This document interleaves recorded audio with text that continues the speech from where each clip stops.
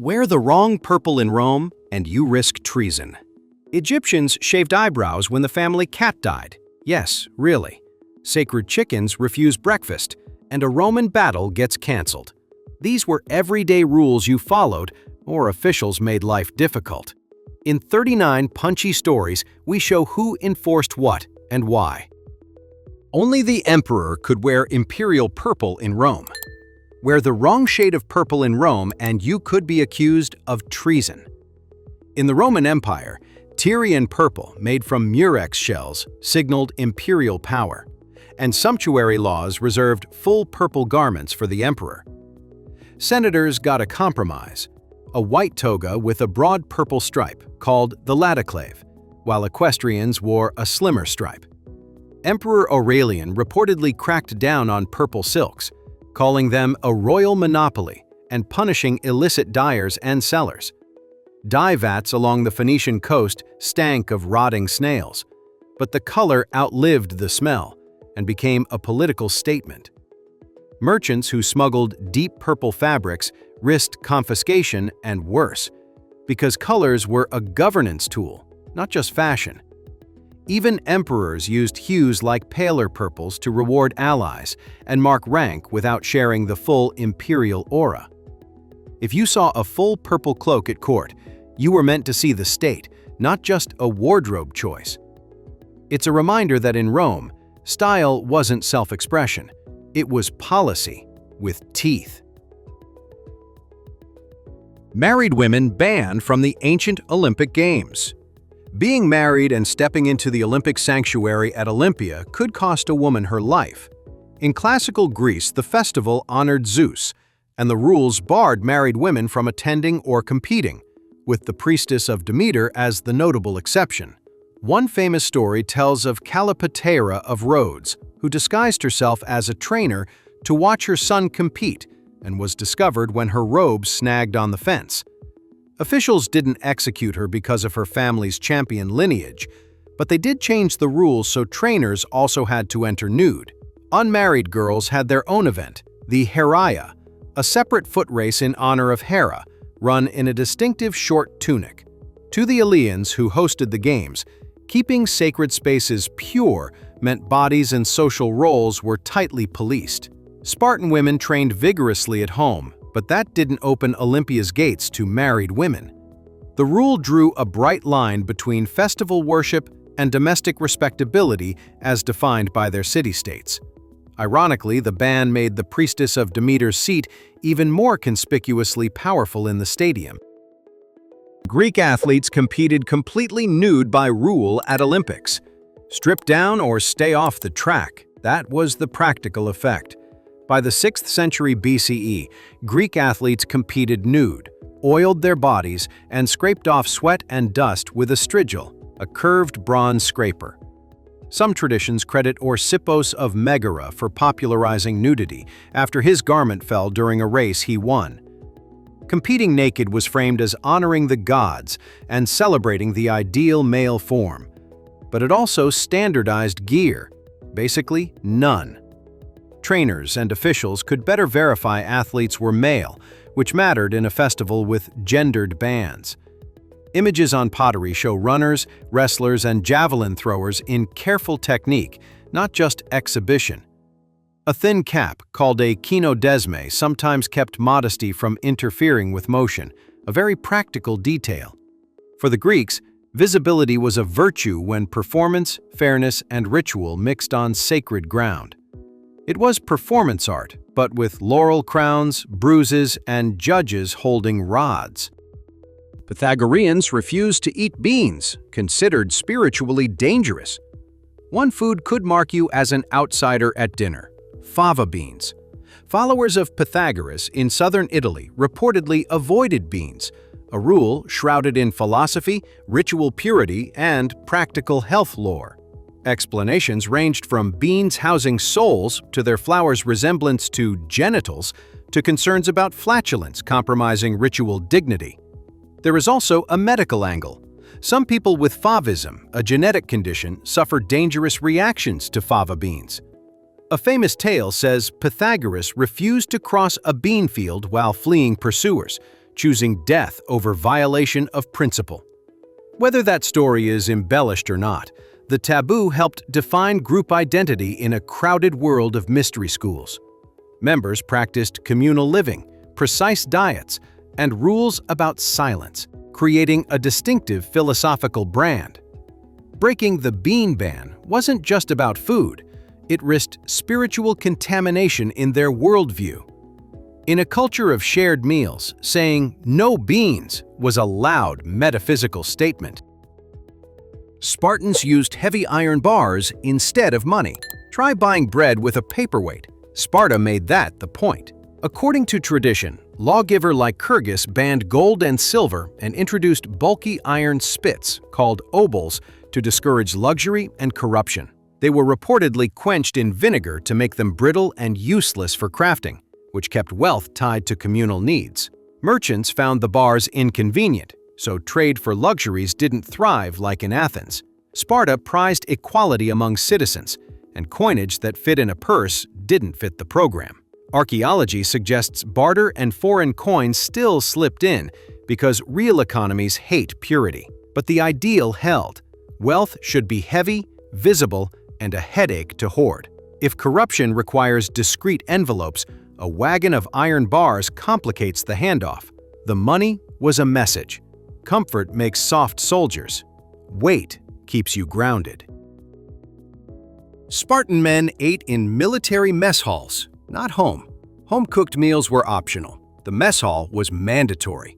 Citizen men in Sparta joined syssitia, communal dining groups where they contributed monthly rations and ate rugged fare like the infamous black broth.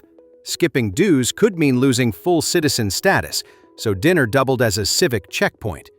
Food wasn't just calories. It bonded hoplites who would stand shield to shield in battle. Men dined plainly, while elaborate domestic banquets stayed rare, maintaining a culture of austerity. New recruits listened to elders, absorbing unwritten rules along with barley bread and wine. This practice made households less central to male identity than the barracks table. When outsiders mocked the cuisine, Spartans treated it like training for the tongue. You could taste the constitution. Simple, shared, and never quite enough. Egyptian elites shaved heads and wore wigs in public. In the Egyptian sun, hair could signal rank more than nature. Elite men and women often shaved their heads for cleanliness and comfort, then wore elaborate wigs scented with perfumed cones. Tomb scenes show barbers at work, alongside trays of curls, braids, and hairpins ready for ceremonies. Priests shaved body hair entirely before entering temple service, underscoring ritual purity. Wigs helped manage lice and heat while projecting status with carefully layered styles. Archaeologists have found human hair wigs woven with plant fibers, showing a thriving cosmetic industry. Even children appear with side locks of youth, a style that marked stage of life. At festivals, rich wigs were as much attire as linen and jewelry. The message was baldly simple: real power can be built, braided, and perfumed. Egyptians shaved eyebrows to mourn a family cat. Grief in one house showed up on every face, literally. Herodotus reports that when a family cat died in Egypt, the household shaved their eyebrows as a sign of mourning. Cats had a special place linked to the goddess Bastet, protector of home and fertility. Killing a cat, even accidentally, could bring severe penalties because the animal was sacred. Temples housed cat cemeteries with mummified felines wrapped and offered like small kings. Household shrines and amulets showed cats under chairs and playing with children. Eyebrows grow back, and so did daily life, but the shaved line marked devotion. If grief needs a clock, visible stubble sets one in motion. In a culture of symbols, even a face became an altar. Only Roman citizens could wear the toga in public. The fastest way to reveal your legal status was your drape. The toga was a citizen's garment, heavy and hard to wear, signaling rights and obligations in Roman public life. Young men celebrated the toga virilis ceremony to mark adulthood and civic entry. Magistrates wore the toga praetexta with a purple border, while mourners switched to darker versions. Foreigners and slaves wore tunics or local dress, making the forum a map of law in fabric. Artists carved togas into marble to immortalize office and rank without a word. Breaking the rule could be seen as impersonating status, which courts didn't find amusing. Tailoring manuals of the day? Your toga was your manual, wrapped and folded like a contract. If citizenship was a passport, the toga was its cover page. Ancient Hebrews forbade mixing wool and linen in clothing. One forbidden blend turned wardrobes into daily theology. In Hebrew law, shatnez, the mixture of wool and linen, was prohibited in ordinary garments. The rule sat alongside agricultural and dietary boundaries, structuring life as a series of sacred separations. Textile workers and later communities developed ways to test fabric to avoid accidental mixing. Some priestly garments had their own distinct requirements, reinforcing that sacred tasks had sacred uniforms. Clothing thus linked ethics, ritual, and identity each time you got dressed. Merchants who marked bolts correctly built trust, and trust built community. The effect was simple. Holiness wasn't only a festival, it was stitched into sleeves. Even today, the conversation about fabric can be a conversation about purpose. Sabbath rules: no work or fire from Friday evening. The week slammed on the brakes, and life changed tempo. From sundown to sundown, the Sabbath prohibited work, including kindling fire, reframing time as a gift rather than a grind. Communities prepared food beforehand, lighting lamps and setting aside tasks before the day began. Later teachings categorized prohibited labors, turning rest into an art, with 39 archetypes. When conflict or danger pressed, debates weighed life-saving versus rest, and compassion generally prevailed. Families gathered, bread was blessed, and the home became a small sanctuary. Farm fields paused, market stalls shut, and noise thinned into conversation and song. Rest wasn't a suggestion. It was a weekly constitutional right and duty. In a restless world, one day declared enough is enough. China's imperial yellow robes reserved exclusively for the emperor. One color could get you praised or punished, depending on your address. In imperial China, bright yellow silk was a prerogative of the throne, especially during the Ming and Qing dynasties. Court regulations spelled out who could wear what hues, patterns, and trimmings in almost bureaucratic poetry. Officials obsessed over shade charts because the wrong yellow might signal the wrong loyalty. When edicts tightened, tailors quietly adjusted clients' wardrobes to avoid trouble. The emperor's dragon robes glowed in ritual spaces, turning color into command. Commoners stuck to safer palettes, letting rank announce itself across courtyards. If power needs a spotlight, yellow was the palace sun. Every dialogue became politics, steeped in chrysanthemum and caution. Ancient China enforced night curfews, city gates locked at dusk. Miss the gate at sunset, and the city became a wall. Dynasties from Tang to Ming used drum signals to mark nightfall, locking gates and posting night patrols. Curfews curbed crime, fires, and unauthorized movement in dense wooden cities. Night markets appeared in some eras and vanished in others as policy swung between openness and order. Street watchmen carried clappers and lanterns, calling the hours like living clocks. Travelers arriving late negotiated with gatekeepers or camped outside until dawn. Officials wrote edicts reminding citizens that quiet nights were safer nights. Curfew exceptions sometimes applied for emergencies and official duties, but paperwork still had to move. In cities of timber and tea, sleep wasn't just rest, it was regulation. Persian court required prostration before the king, proskinesis. One bow too shallow could end an audience very quickly. At the Achaemenid court, proskinesis, prostration or deep obeisance, signaled recognition of the great king's cosmic rank. Greek visitors balked, seeing it as worship, while Persians marked it as etiquette. Alexander the Great's attempt to introduce the practice among Macedonians sparked rebellion from courtiers like Callisthenes.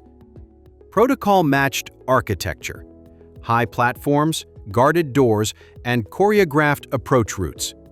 Gifts, tribute, and petitions moved only after knees and foreheads did. Envoys rehearsed because diplomacy failed if your spine did not. In a multinational empire, one ritual set the tone for thousands of languages.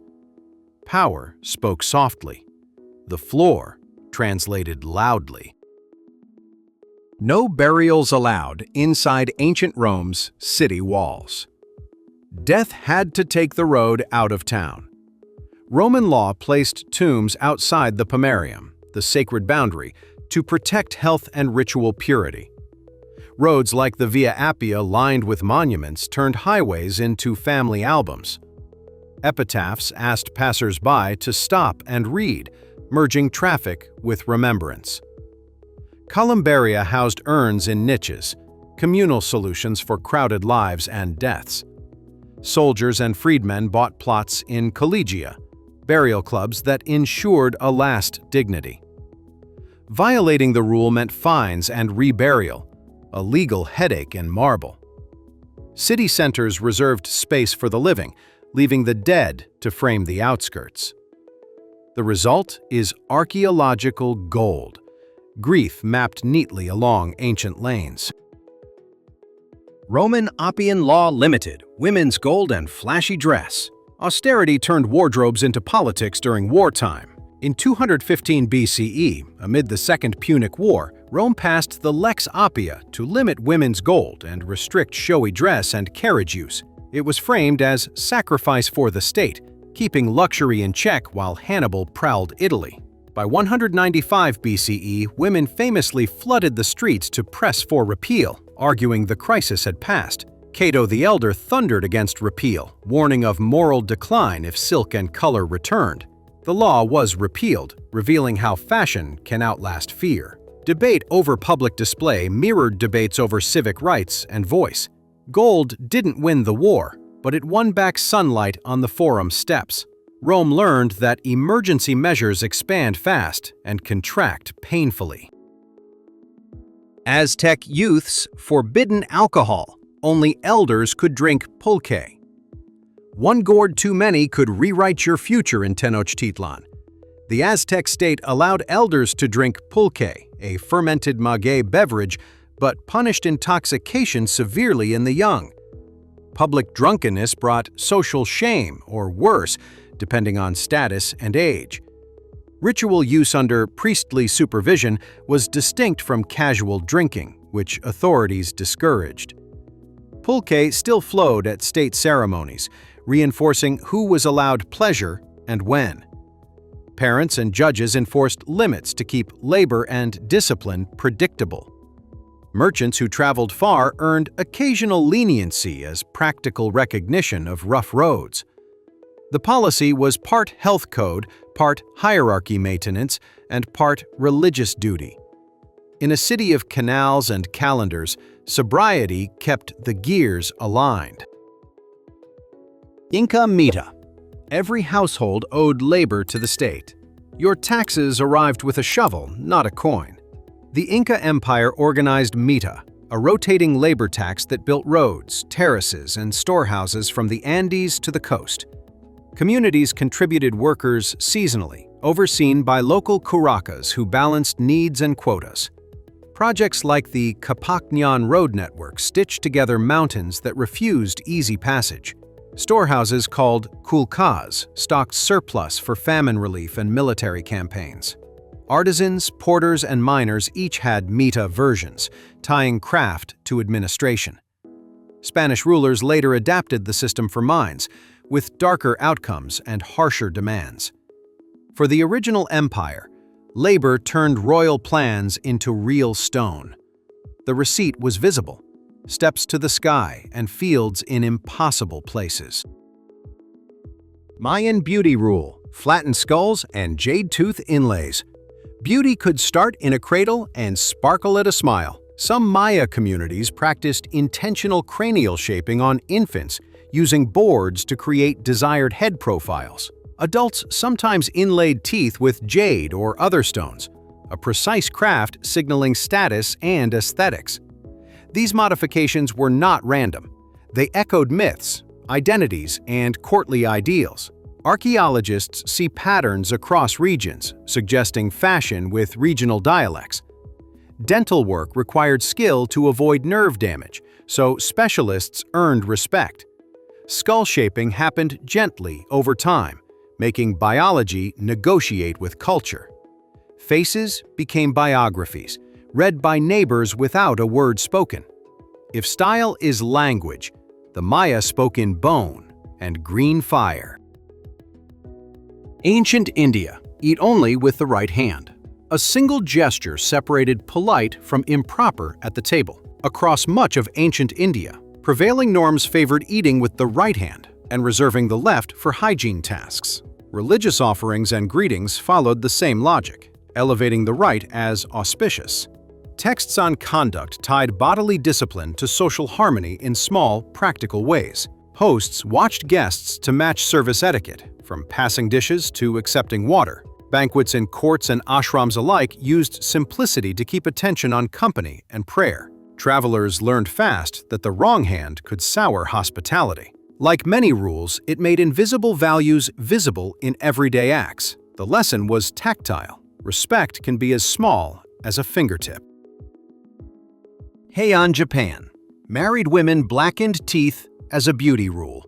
A smile could whisper status before a word was spoken. In Heian period Japan, ohaguro, blackening the teeth, signaled adult refinement, especially among married women and elites. The lacquered look came from iron filings steeped in vinegar and tannins, reapplied regularly. Court diaries mention cosmetics and layered robes, and the dark smile fit that aesthetic harmony. The practice later spread to samurai households and entertainers, surviving in pockets into the 19th century. When the Meiji government pushed westernized appearances, the custom officially faded. Portraits and scrolls still preserve the visual grammar: white face, red lips, black teeth. To insiders, it wasn't decay, it was dignity and adulthood. Sometimes beauty is a code, and the code changes with rulers. Zoroastrians left bodies for vultures, no burial or cremation. Sky became the final pallbearer by design. Zoroastrian communities used dakmas, or towers of silence, placing bodies for vultures to consume, avoiding contamination of sacred earth or fire. The practice matched a theology that treated the elements as pure and not to be defiled. Funerary priests followed strict purity rules, using tools that minimized direct contact. Urban growth and vulture declines have changed practices in some places, but the doctrine's logic remains clear. Ritual spaces sat on hills outside towns, separating daily life from death rites. Relatives watched from a distance, letting nature complete the last service. The tower walls absorbed the sun, completing a careful cycle of return. Here, respect meant stepping back so the world could do its work. Hammurabi's code set beer rations for workers and priests. Law didn't just punish, it poured. The Babylonian Code of Hammurabi specified beer rations, measured portions for workers, officials, and temple staff. Beer, called sikaru, was a staple food, safer than some water and rich in calories. Tavern keepers had legal responsibilities, including reporting suspicious talk or risk penalties. Rations tied labor to the state and temple economy in daily mugs. Receipts and ration lists on clay tablets show a bureaucracy that drank on schedule. Workers counted wages not just in silver, but in suds. Law, grain, and ritual formed a triangle every citizen could taste. In a hot climate, policy refreshed as much as it regulated. Rome taxed public urine. Tanners were encouraged to collect it. The empire found revenue in what everyone flushed. Under Emperor Vespasian, a urine tax targeted collectors who supplied fullers and tanners with ammonia-rich liquid for cleaning and processing. Public urinals became little tax stations, where the city's waste turned to profit. When criticized, Vespasian reportedly said money doesn't smell, and the line stuck for centuries. Fullers stomped garments in vats, whitening togas the messy way. Leather processors used the chemistry long before textbooks named it. The policy monetized the unglamorous edges of urban life with brutal efficiency. If civilization is plumbing, Rome learned to bill every pipe. Street smells were nasty. The ledgers smelled like victory. Ancient Rome's 8-day week marked market days and school breaks. Before Sunday 1, A through H ruled the calendar. Republican Rome used an 8-day nundinal cycle, with markets held every 8th day. Stones and tablets marked days with letters, letting farmers plan trips to town. Schoolchildren got time off on market days, because commerce outranked conjugations.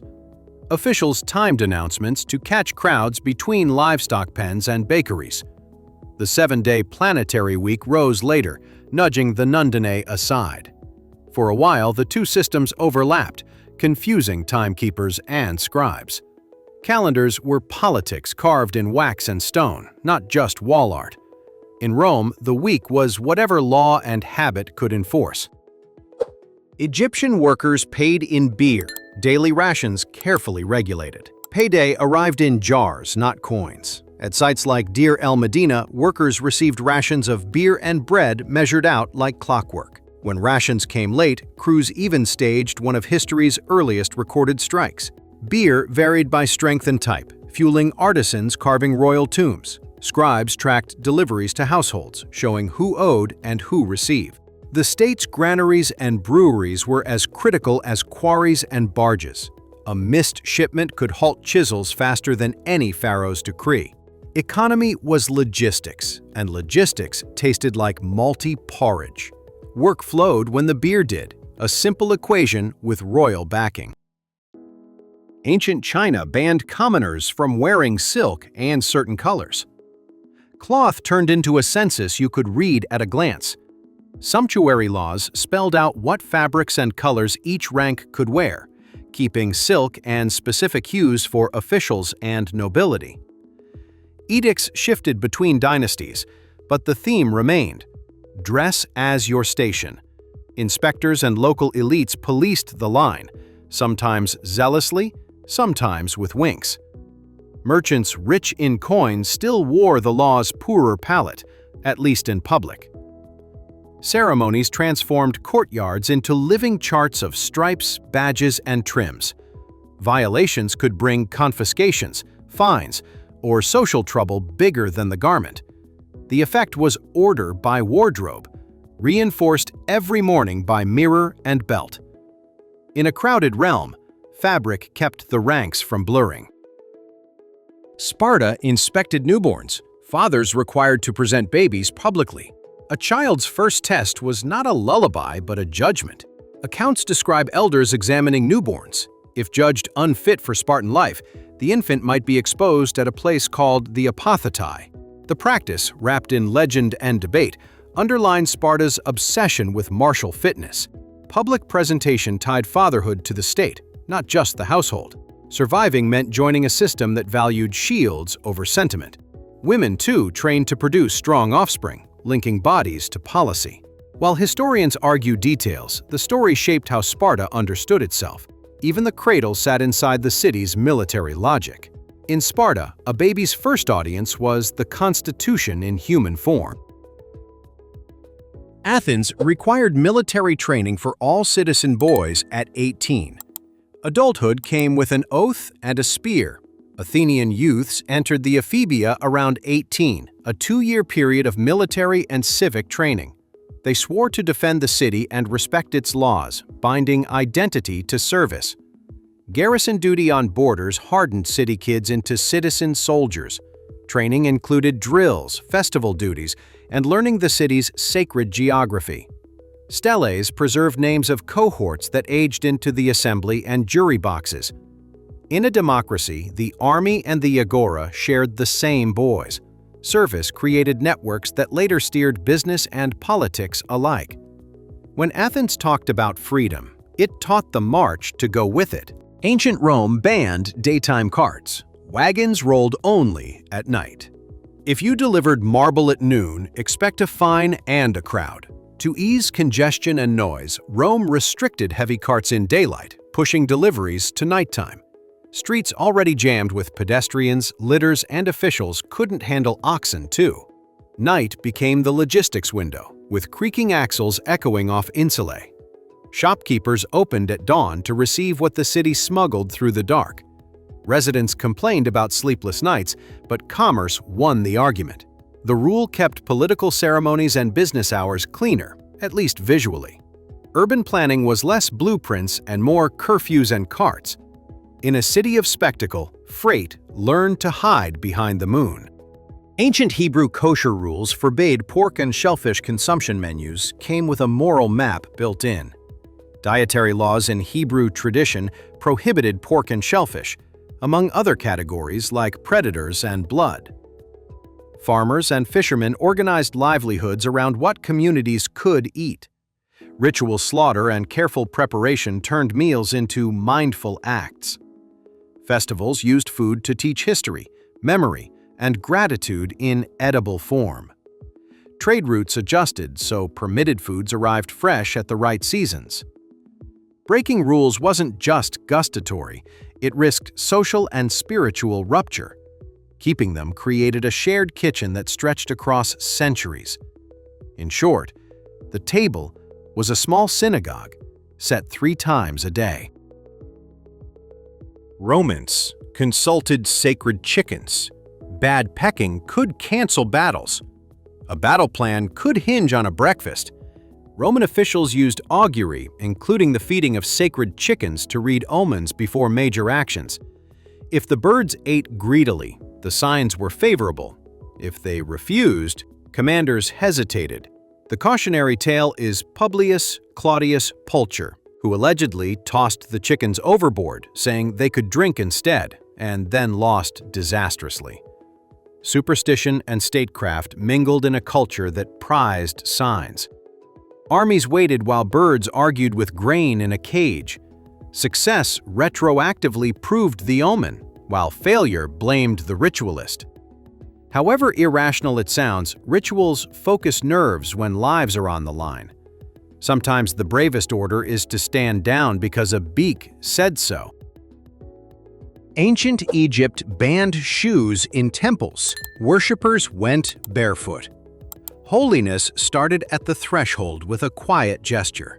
Worshippers removed sandals before entering Egyptian temples, mirroring purity rules for priests who shaved and washed meticulously. Floor reliefs show gods receiving barefoot officials, feet bare against polished stone. Sandals carried dust and the outside world, both symbolically unclean. Temple courts staged processions where silence and smell did half the preaching.